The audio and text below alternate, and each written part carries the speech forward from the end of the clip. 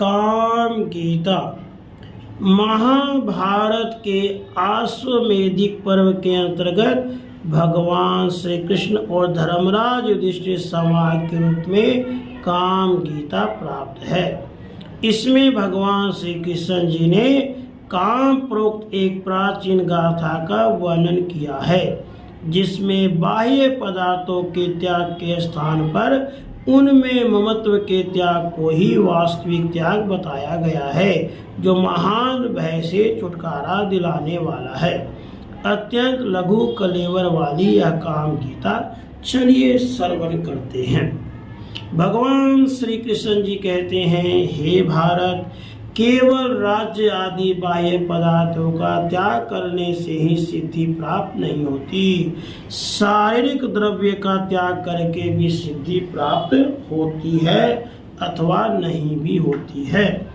बाह्य पदार्थों से अलग होकर भी जो शारीरिक सुख विलास में आसक्त हैं, उसे जिस धर्म और सुख की प्राप्ति होती है, वह तुम्हारे साथ द्वेष करने वालों को ही प्राप्त हो। मम मेरा ये दो अक्षर ही मृत्यु रूप है, न मम मेरा नहीं है। यह तीन अक्षरों का पद सनातन ब्रह्म की प्राप्ति का कारण है। ममता मृत्यु है और उसका त्याग सनातन अमृत तत्व है। राजन, इस प्रकार मृत्यु और अमृत दोनों अपने भीतर ही स्थित है।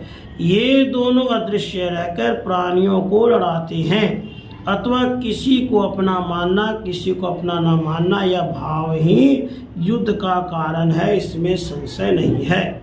हे भरत नंदन, यदि इस जगत की सत्ता का विनाश न होना ही निश्चित हो, तब तो प्राणियों के शरीर का भेदन करके भी मनुष्य अहिंसा का ही फल प्राप्त करेगा। चराचर प्राणियों सहित समूची पृथ्वी को पाकर भी जिसकी उसमें ममता नहीं होती, वह उसको लेकर क्या करेगा, अर्थात उस संपत्ति से उसका कोई अनर्थ नहीं हो सकता। किंतु कुंती नंदन, जो वन में रहकर जंगली फल मूलों से ही जीवन निर्वाह करता है, उसकी भी यदि द्रव्यों में ममता है तो वह मौत के मुख में ही विद्यमान है।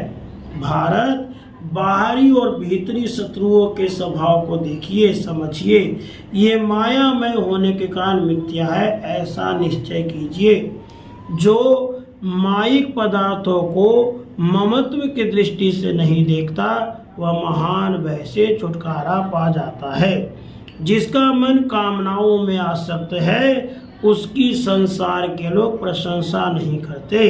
कोई भी प्रवृत्ति बिना कामना के नहीं होती और समस्त कामनाएं मन से ही प्रकट होती है। विद्वान पुरुष कामनाओं को दुख का कारण मानकर उनका परित्याग कर देते हैं। योगी पुरुष अनेक जन्मों के अभ्यास से योग को ही मोक्ष का मार्ग निश्चित करके कामनाओं का नाश कर डालता है। जो इस बात को जानता है, वह दान, वेदाध्ययन, तप, वेदोक्त कर्म, व्रत, यज्ञ, नियम, ध्यान, योग आदि का कामना पूर्वक अनुष्ठान नहीं करता, तथा जिस कर्म से वह कुछ कामना रखता है, वह धर्म नहीं है। वास्तव में कामनाओं का निग्रह ही धर्म है और वही मोक्ष का मूल है। युधिष्ठिर, इस विषय में प्राचीन बातों के जानकार विद्वान एक पुरातन गाथा का वर्णन किया करते हैं, जो काम गीता कहलाती है। उसे मैं आपको सुनाता हूँ, सुनिए।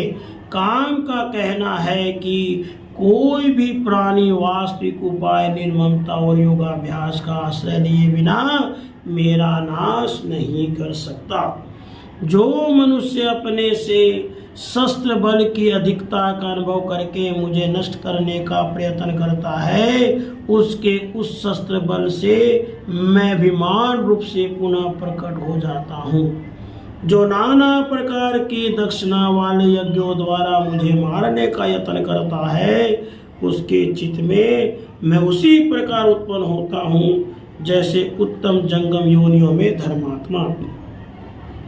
जो वेद और वेदांत के स्वाध्याय रूपी साधनों के द्वारा मुझे मिटा देने का प्रयास करता है, उसके मन में मैं सथावर प्राणियों में जीवात्मा की भांति प्रकट होता हूँ। जो सत्य पराक्रमी पुरुष धैर्य के बल से मुझे नष्ट करने की चेष्टा करता है, उसके मानसिक भावों के साथ मैं इतना घुल मिल जाता हूँ कि मुझे पहचान नहीं पाता।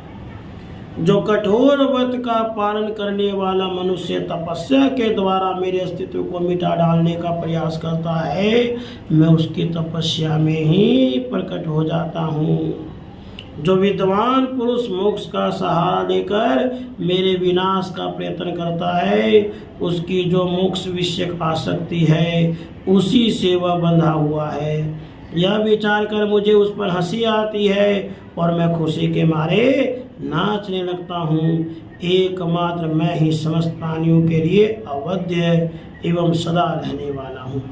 अतः महाराज, आप भी नाना प्रकार के दक्षिणा वाले यज्ञों द्वारा अपने उस कामना को धर्म में लगा दीजिए, वही आपकी वह कामना सफल होगी।